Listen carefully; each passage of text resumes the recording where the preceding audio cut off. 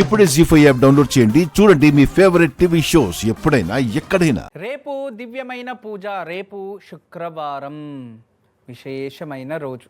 మరియు రేపు ఉదయాన్నే సరస్వతీ పూజని చెయ్యాలి. దివ్యమైన జ్ఞానం పొందడానికి, పిల్లలకి జ్ఞానం ప్రాప్తించాలని, మనకి జ్ఞానం పెరగాలని. మరియు చాలామంది ఈ సమయ అభావము అంటాం, ఏదేదో ప్లాన్ చేసుకుంటారు. ఆ ప్లాన్ ప్రకారం వాళ్ళు ఏమి చేయలేకపోతారు. టైం సరిపోవట్లే అని బాధపడుతూనే ఉంటారు. వాళ్ళు రేపు సరస్వతికి పారిజాత పుష్పాలతో పూజ చేయండి. అవి దొరకలేదా, తెల్లటి పుష్పాలు మల్లెపూలతో పూజ చేయండి. రేపు ఉదయం సరస్వతీదేవి ముందు నైదీపం వెలిగించి సరస్వతికి పూజించి, తెల్లటి గంధాన్ని పెట్టి, కుంకుమాన్ని అలంకరించి, తెల్ల రంగు పుష్పాలు సరస్వతికి పెట్టి, తెల్లటి అన్నాన్ని ఉదయాన్నే కాస్త అన్నం తయారు చేసి, దానిపై కాస్త ఒక చిటికెడు తేనె కానీ, అరటిపండు కానీ, లేదో నెయ్యి పోసి, ఆ తెల్లటి అన్నం పైన నెయ్యి పోసి దేవుడికి నైవేద్యం పెట్టండి. ఇలా రేపు నైవేద్యం చేసి సరస్వతి అష్టకాన్ని పారాయణ చేయండి. లేదా ఓం సం సరస్వతి నమః అనే మంత్రాన్నన్నా ధ్యానం చేయండి. అలా రేపు ఏ ఇంట్లో సరస్వతి పూజ జరుగుతుందో అక్కడ జ్ఞానం వృద్ధి అవుతుంది. సమయాభావాల నుంచి, కన్ఫ్యూజన్ నుంచి బయటకు వస్తారు. మరియు పిల్లల ఎడ్యుకేషన్ కూడా సమృద్ధి చెందుతుంది. చాలామంది రేపటి నుంచి నేను ఇలా ఉండాలి, అలా ఉండాలి అని అంతా ప్లాన్ చేసుకుంటారు. కానీ పొద్దున్నే లేసి అదే పనే, మళ్ళీ 9 గంటలకు లేవడమే. ఎందుకు అంటే ఆ ఇంట్లో జ్యేష్ఠాదేవి అధికంగా ఉంటుందని.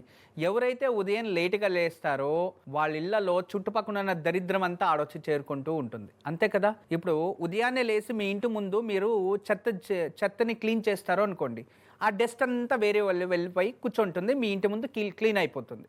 అదే అందరూ చెత్త ఊడ్చేసిన తర్వాత ఆ గాల్లో ఎగిరే డస్ట్ ఎక్కడొచ్చి కూర్చుంటుంది, ఎక్కడ చెత్త ఉంటుందో అక్కడే వచ్చి కూర్చుంటుంది. అందుకే అదే విధానంగా మనము ఉదయం లేటుగా లేయడం వల్ల చుట్టుపక్కల ఉన్న దరిద్రం అంతా మీ ఇల్లు చేరుకుంటుంది. ఉదయం త్వరగా లేవాలి అనేది దానికే.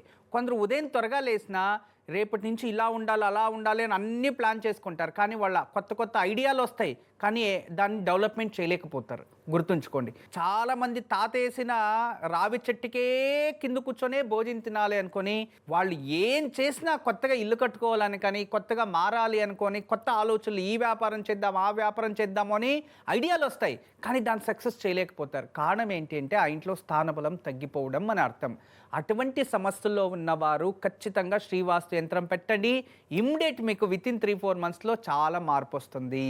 మీకు ఏదైనా పూజ చేసే సమయంలో చెడు ఆలోచనలు వస్తూ ఉంటే, ఇక పూజ చేయలేకపోతూ ఉంటే, ఇక నెగిటివ్ థాట్స్ ఎక్కువ వస్తూ ఉంటే, కోపంగా ఉంటే, మనసు ఆనందంగా లేకపోతే, ఈరోజు సాయంత్రం రాఘవేంద్ర స్వామిని పూజించండి. భక్తితో రాఘవేంద్ర స్వామికి అభిషేకం చేసి, పూజ్యాయ రాఘవేంద్రాయ సత్యధర్మరతాయ చ భజతాం కల్పవృక్షాయ నమతాం కామధేనువంటూ ఈ నామాన్ని 108 సార్లు జపం చేయండి. లేదంటే ఈరోజు భక్తిగా రాఘవేంద్ర స్వామికి పూజించండి. రాఘవేంద్ర స్వామి నమ్మకంతో మీరు పూజించింది అయితే మీకు నెగిటివ్ థాట్స్ వెళ్ళిపోతాయి. జీ5 యాప్ డౌన్లోడ్ చేసి అన్ని ఎపిసోడ్స్ పూర్తి ఉచితంగా చూడండి.